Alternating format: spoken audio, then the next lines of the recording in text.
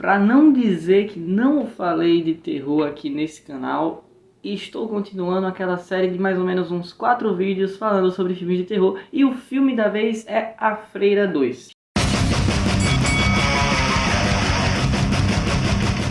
Cheguei mais uma vez e dessa vez para falar de um filme de terror, para falar de A Freira 2. Pois bem, quando eu acho alguma obra ruim, eu prefiro não trazer. Prefiro não trazer porque eu acho que é muito mais vantajoso para as duas partes, tanto para mim quanto para a obra. E quando acontece de eu ver alguma obra e ela ser ruim, e acontece diversas vezes, inclusive aqui no canal tem vídeo de obras ruins, mas que tem coisas boas lá, então eu falo, ah, beleza, é ruim, mas tem algo bom ali que dá pra mim pegar e trazer e fazer uma certa análise. Por exemplo, no filme Midsommar, que eu acho um filme maravilhoso, mas que foi o último vídeo, eu basicamente não falo sobre as qualidades do filme. Eu só pego aquilo que foi de melhor aproveitado nele. Só que dessa vez, na Freira 2, eu não vou conseguir fazer. Eu tenho uma ideia muito bem estabelecida sobre essa geração de filmes aí que vem sendo lançados nas últimas décadas, muito provavelmente nas últimas décadas. Eu digo nas últimas décadas porque eu acredito que é uma construção que vem acontecendo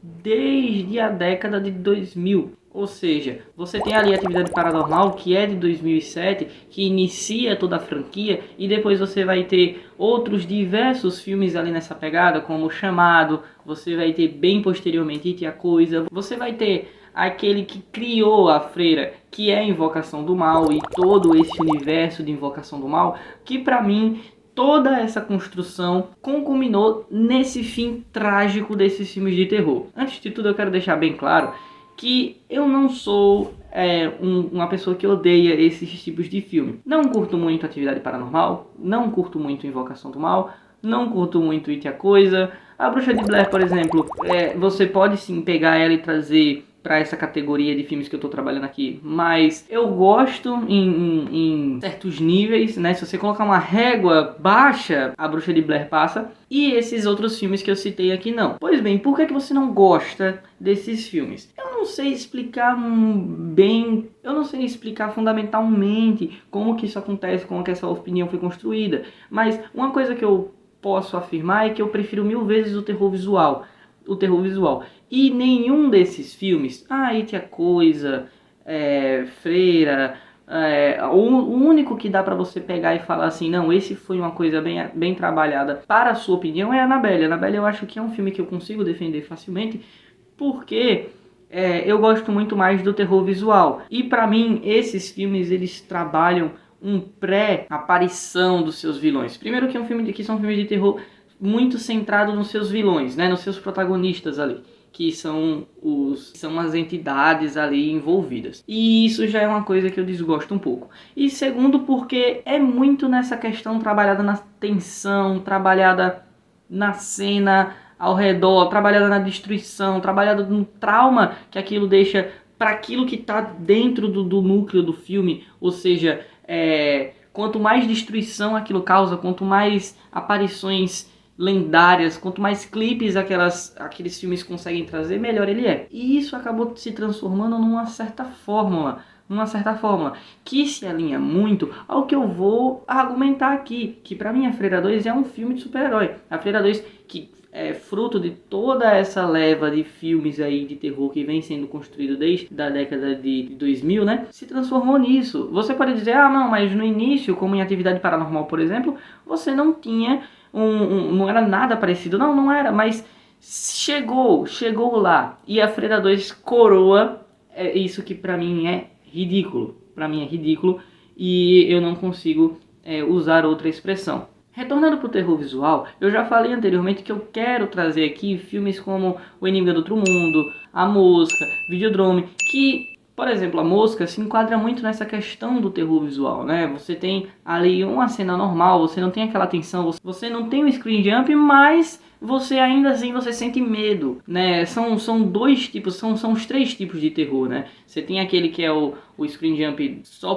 pelo screen jump, que eu não tenho nenhum problema, que já foi muito bem trabalhado. Você tem o mais psicológico, que você tem a atmosfera, que você tem muito em Midsommar, você vê muito em Midsommar, em Hereditário, em vários filmes como esse. E você tem também em vários filmes como esse, e você tem também o terror visual, que é aquele terror mais grotesco que a gente consegue aqui, trazendo agora para o âmbito dos quadrinhos. Você tem ali, ó, em cima o Junji Ito, por exemplo, que trabalha isso muito bem, e outros de terror. Eu acho que quadrinho trabalha muito mais o visual. Eu acho que os que mais chegaram a se tornar ícones assim dos quadrinhos foram o terror visual, porque é algo que está mais próximo dos quadrinhos. E esses filmes, eles trabalham em cima do screen jump, e é uma coisa que por si só não seria suficiente para me chegar aqui e falar, olha, eu não gosto de screen jump, porque eu gosto muito de filmes com, né, tem muitos filmes com screen jump que a gente consegue gostar. Por exemplo, você tem ali nas franquias clássicas de terror com serial killers, que não sei nem se dá pra chamar de serial killers,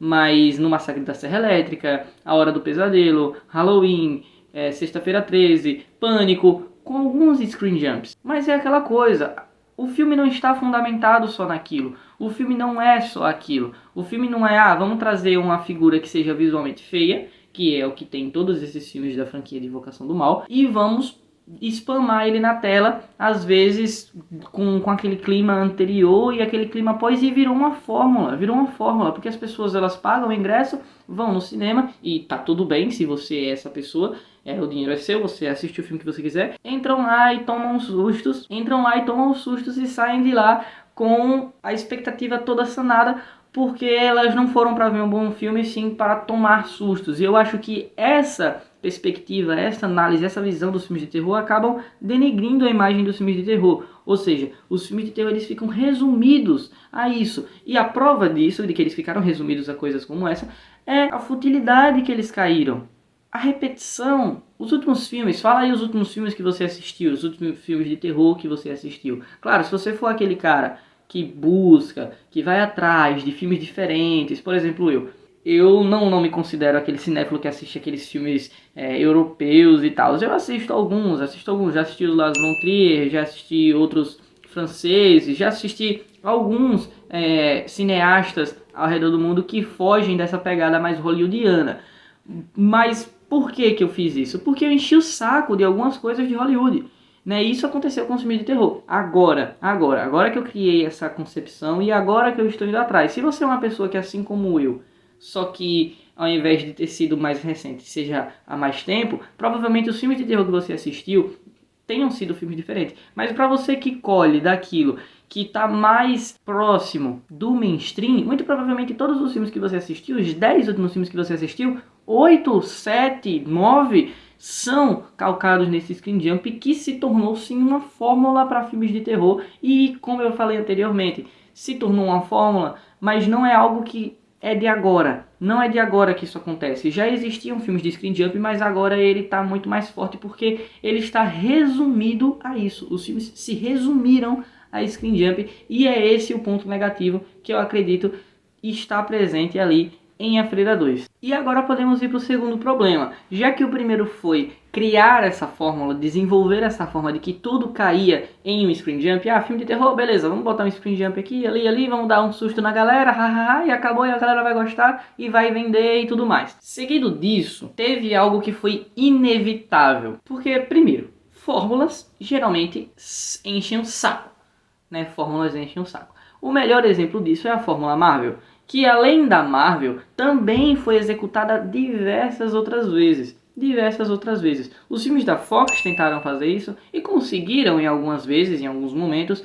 Os filmes da DC tentaram fazer isso e em alguns momentos também fizeram filmes assistíveis, apesar de que pra mim, algum filme da DC assistível, você pedir pra mim falar que agora eu não vou saber te dar, porque eu não gosto nem dos que a galera gosta.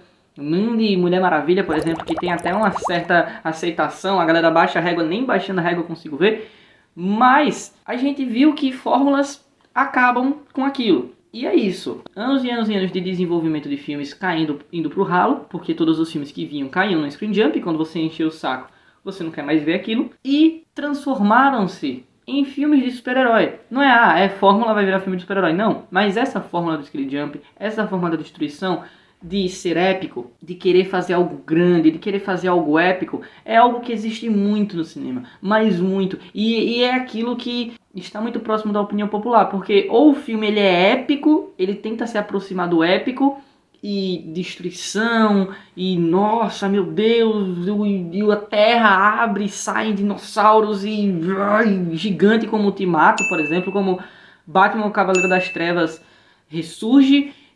Filmes assim que tentam apelar pro épico, que tentam sempre, nossa, aquele filme de 3 horas e tal, ou filme realista, né, que a gente já tem até uma certa leva de pessoas na internet que sabem utilizar essa palavra e sabem que essa palavra não pode ser atribuída ao mais próximo do real, porque não tem muito a ver ali quando você pega para estudar arte. E é aquele negócio sombrio, aquela questão de, ai, mas o herói ele pula e cai. Ah, mas o filme de terror, tipo Pânico, que o Ghostface toma um soco e cai. Nossa, que realista. Né? Você tem essas duas abordagens que ficam muito perdidas. Né? A pessoa ela assiste o épico. Ai, agora eu quero assistir algo mais realista.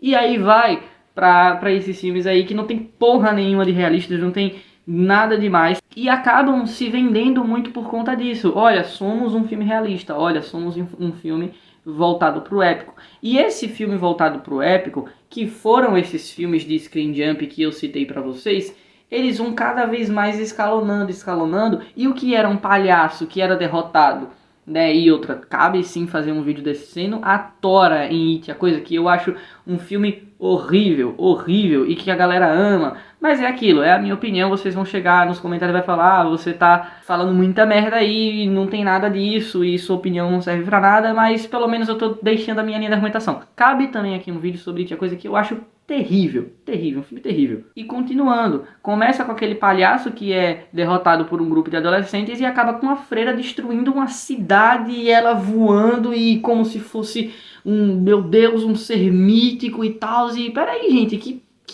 caralhos é isso aqui? Que caralhos é isso aqui? Pra quem não assistiu a Freira 2 ainda e mesmo assim tá assistindo esse vídeo, resumidamente, você tem uma jornada do herói presente em A Freira. Você tem a menininha lá, a protagonista, que já tinha aparecido em outros filmes, aparentemente, de Invocação do Mal. Eu também não sei, não pesquisei muito, não quero saber. E ela indo para um núcleo, e a Freira também indo para esse núcleo, que é ali uma escola, um colégio de outras feiras. Enfim, e aí eles vão se aproximando, e é o herói chegando e o vilão chegando no mesmo lugar, e lá eles vão se encontrar e vão travar uma batalha, e lá você tem artefatos místicos que se a freira pegar isso, a gente morre, e a outra pessoa, a heroína fala, não, eu vou pegar primeiro e vou conseguir derrotar a freira. Mas gente, que filme de terror é esse? Que filme de terror que você sente medo como que você vai sentir medo de algo que está vindo para ser derrotado? Ou vocês acharam mesmo que um filme mainstream, hollywoodiano como eu nem sei se é de Hollywood mesmo, mas é da fórmula hollywoodiana, que se perdeu nessa vala de filmes de terror mal aproveitados, de ideias mal aproveitadas, e ela vai chegar lá e vai conseguir derrotar, e a Freira vai dominar o mundo, porque com o poder que ela tem, ela poderia facilmente dominar o mundo. E aí você tem explicações nada convincentes, você tem enormes furos de roteiro, e pelo que eu pude perceber, tem um furo de roteiro gigante que atrapalha inclusive a própria ordem cronológica dos filmes de Invocação do Mal. Então assim, é um filme ridiculamente ruim, tá, é muito fraco, E mesmo se fosse um filme bom, com essa ideia, com essa linha, não iria me agradar nem um pouco, Enfim, para completar, ainda a freira consegue colocar as mãos nesse artefato místico que deixa ela muito mais poderosa, e mesmo assim ela é derrotada. E é aquela coisa, é a freira correndo, é a freira voando, flutuando, e trocando soco, e destruindo, e a galera batendo com coisa nela, e ela, pô, gente, se isso não for um filme de super-herói, vocês me desculpem, mas eu acabei de apagar o conceito da minha mente do que é um filme de super-herói. E eu acredito que a Freira 2 foi um filme ridículo, e que essas questões de formulação de coisas, desse screen jump repetitivo, e de cada vez o épico, vocês acharam isso épico? Vocês acharam a Annabelle épica? Vocês não estão preparados, vocês não esperam, vocês não sabem o que vai ser Invocação do Mal 3. Vocês acharam Invocação do Mal 3 épica, porque vocês não sabem como vai ser épico a Freira. Vocês acharam a Freira 1 épica, você vai ver como vai ser a 2. E aí fica naquela questão, naquela repetição. Poder. aí escalonando poder, sabe? Parece um shonen, pra quem gosta de mangá, parece um shonen, cada vez mais escalonando poder, escalonando poder, escalonando poder, e isso caiu num estilo de filme que eu adoro, particularmente, que são os filmes de terror. Eu gosto muito de filmes de terror, mas que eu tenho uma opinião que é essa aqui que eu acabei de falar durante 20 minutos, sobre esses últimos que eu acho que caíram numa vala de empobrecimento. E sim, filmes de terror no geral estão perdidos? Não, muito pelo contrário. Todas as décadas, como eu falei anteriormente no vídeo de Midsommar, todas as décadas você vai ter uma certa revolução ali nos filmes de terror, ideias novas. O filme de terror ele é muito experimental, ele pode ser muito experimental, porque ele tá ali, no medo. Você conseguindo trabalhar esse sentimento no telespectador e conseguindo trazer essa imagética de alguma forma, ou seja, se você, como eu falei, daqueles 3 tipos que eu trabalhei aqui, né, que é o screen jump, o visual e o psicológico, de alguma dessas formas você vai conseguir trabalhar o medo, sabe? E assim como os quadrinhos, que eu também acho que é uma arte que pode sim, é muito fácil de que ela seja experimental, você consegue experimentar muitas coisas nos quadrinhos. Para os filmes de terror também cabe essa alusão, eles também podem ser muito experimentais. Ali cabe coisas dentro deles que você pode viajar um pouco, você pode criar um conceito novo, e aí que surge vários filmes bons nos últimos anos. Por exemplo, como foi o caso de Midsommar, como foi o caso de Hereditário e tudo mais. Mas você fala, Jonathan, assim, então, já que tem muito filme bom, por que você está reclamando desses? Primeiro, porque é a maioria. Segundo, que é o que mais vende. E terceiro, porque é isso, eu quero, né? Eu quero. É, como o Scorsese chegou e falou que os filmes de hoje em dia se tornaram jogos, né? Eu não sei, mas teve uma pessoa... Ele fala que isso não é cinema. Ele fala que isso aí virou computação gráfica e tal. E eu vi um comentário bem parecido também, que é...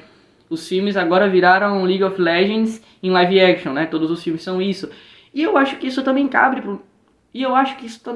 os nossos filmes de terror. Os nossos filmes que nós tanto gostamos ali de terror acabaram se tornando isso. Inclusive, isso é tão ruim, mas tão ruim, porque quando você tem uma boa ideia, por exemplo, o Midsommar, se ele estivesse incluso em outro contexto, teria dado mais certo, em um contexto mais positivo. Não foi o caso. Ele estava incluso nesse contexto específico. Inclusive, até algumas cenas de Midsommar tenham sido alteradas do que seria o original por conta desse contexto, para se adequar a esse contexto, porque ele sabia que se não se adequasse a esse contexto, não se venderia. Enfim, foi basicamente essa a minha opinião. Eu vou desenvolver mais a partir dos próximos vídeos, mas para você que quis, através, depois da thumb, chegar a algum consenso comigo da ideia inicial sobre ser um filme de super-herói, não, espero que você tenha chegado à sua conclusão, espero que você tenha pensado, espero que você reveja, se caso você ainda gosta muito desses filmes, não tem problema, mas reveja, pelo menos você consegue trabalhar um pouco ali a sua opinião. E é isso, não demais, curta, comente, compartilhe. Se quiserem, entrem no grupo do WhatsApp, que está aí na descrição. Valeu!